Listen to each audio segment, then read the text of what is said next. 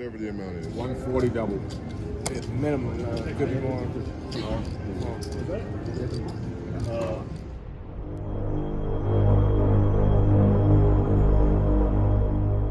Hello everybody, it's your boy Ronnie Bizzle coming to you with another video, and in today's video we're gonna go play poker. But today we're not gonna play a tournament. We're actually gonna go play a cash game. And I used to play a lot of cash before I got into tournaments. Actually I did both, but I was mostly a cash game player. But then lately I've been kind of focusing on tournaments. But today I just feel like playing a cash game. So I'm not sure where we're gonna go, but I'm trying to figure out now where I'm gonna go play poker. So the big thing about cash games versus tournaments is that cash games, you can pick or choose where you want to go. So you're not stuck at a table with a bunch of good players. If you at a table with a bunch of good players, you can switch tables. In tournament, you can't do that.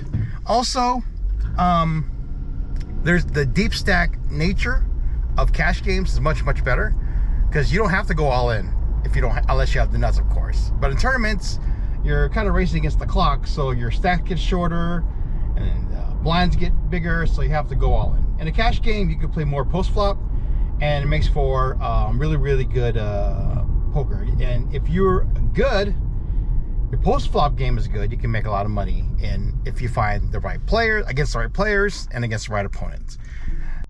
The main advantage of a cash game over a tournament is you can leave whenever you want. If you're tired, you can leave. If you want a certain amount of money, you can leave. If you have an appointment, you can leave. You're not constricted. So if you want to play for an hour, you can play for an hour. You want to play for 24 hours, you can play for 24 hours. But in a tournament, you're kind of stuck until you lose all your chips. So you can play for 7 hours, bust out, and not make any money. So that's kind of disadvantage of cash games. So I might be a little rusty because I really haven't played too much cash game no limit lately. So I'm going to be a little careful at the beginning. Hopefully get my feet wet, get back into the groove of playing cash games, and hopefully I'll win a little bit of money. And hopefully this will be a successful session. So let's head out, find a cash game somewhere in the city of Las Vegas, and instead of trying to win a poker tournament, let's try to win some money. Let's go.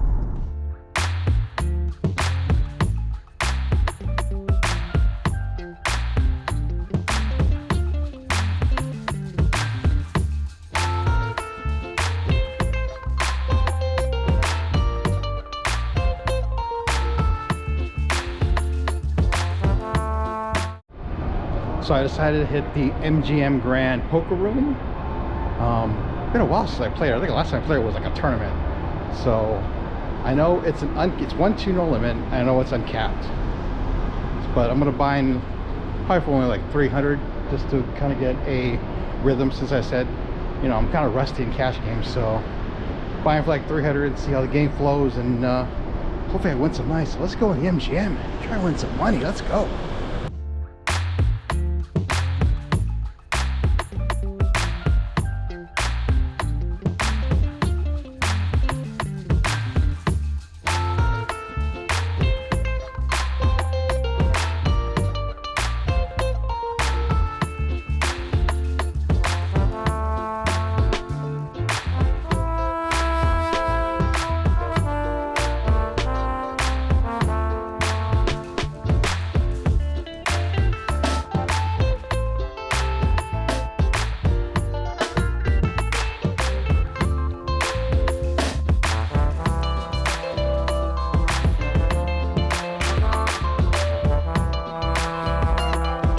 Whatever the amount is. 140 double. It's minimum. It could be more.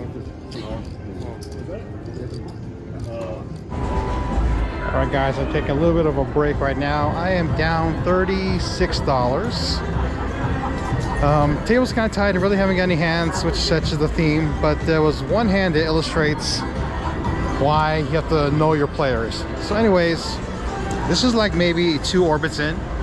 I had this old man, typical old man, baseball caps, pullover sweater, glasses, very quiet. He raised 7.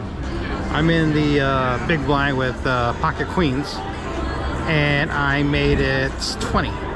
Fold around to him, He thinks for a long time, cuts out a bunch of red chips, and makes it 65. Now, when this kind of action, this kind of player, with this kind of player with this look, he can only have better than queens, and I'm talking kings or aces. Probably aces, only aces. So I think he's only calling with queens, only calling with jacks. And the fact that he raised it to 65 or 75, he had like 100 behind, so he's basically committing half a stack to this hand. So it was either all in or fold. And like I said, I only played 2 orbits, and I just felt that he had what I thought he had, aces or kings. So I made a really disciplined fold. He didn't show, but you know, I've been playing with him for an hour, and since then he's been very passive, a typical old man passive, like calling a lot, never raising.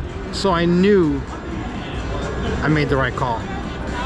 So that's just, sometimes you have to go with your gut, and sometimes you have to fold the best hand.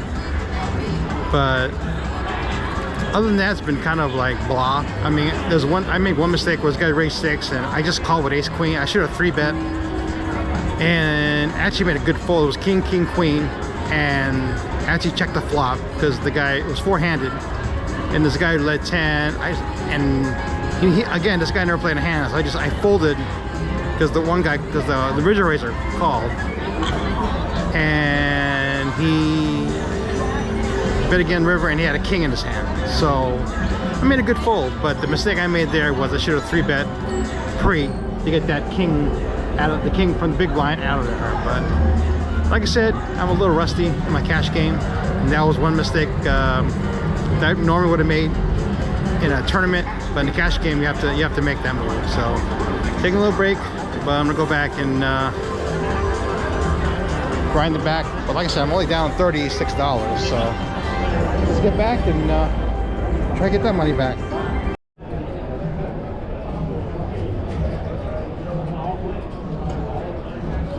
So I am leaving the MGM up 430, but let me explain that even though I won 430, I bought it for 300, cashed out for 430, but I actually didn't win the money in the cash game. Let me tell you what happened. So let me tell you what happened.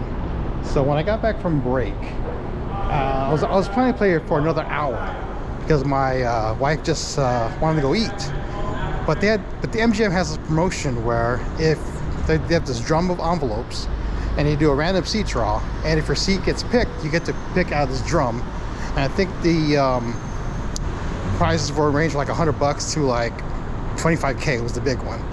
So they do a random seat draw. It's the very first draw. They're spinning. All these names are up. So all these names are flashing. I even saw my name come up one time. And then after about a minute, it actually stopped. And it actually stopped at my name. So I got to draw from the very first envelope from the drum. And so I was trying to record. Didn't think about it, I should record it, but I actually drew a $200 envelope.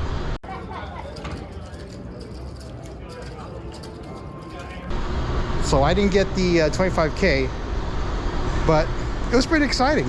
It's kind of cool that out of all there was like 7 tables going times 9, so almost 70 players. And fortunately for me, my name got drawn. So it was funny because I lost at the cash game about $45, but actually then I won the drawing $200. And I tipped the dealer $20 because I knew this dealer. And then so that left me a profit after all that of $130 profit. Winning $130, but losing the game. And somehow I still won. So, the game, as far as my poker game, it kind of sucked. But I'm pretty happy with the end result of getting that, getting a chance to pull. God! I wish I would have got the pull at 25,000. That would have been pretty awesome if I pulled the 25K. So I like the MGM. Usually has a lot of action, although my table was kind of tight, so action was kind of blah. but I'm pretty happy with what I got. So I'm gonna head home, up, cashing out, plus 130.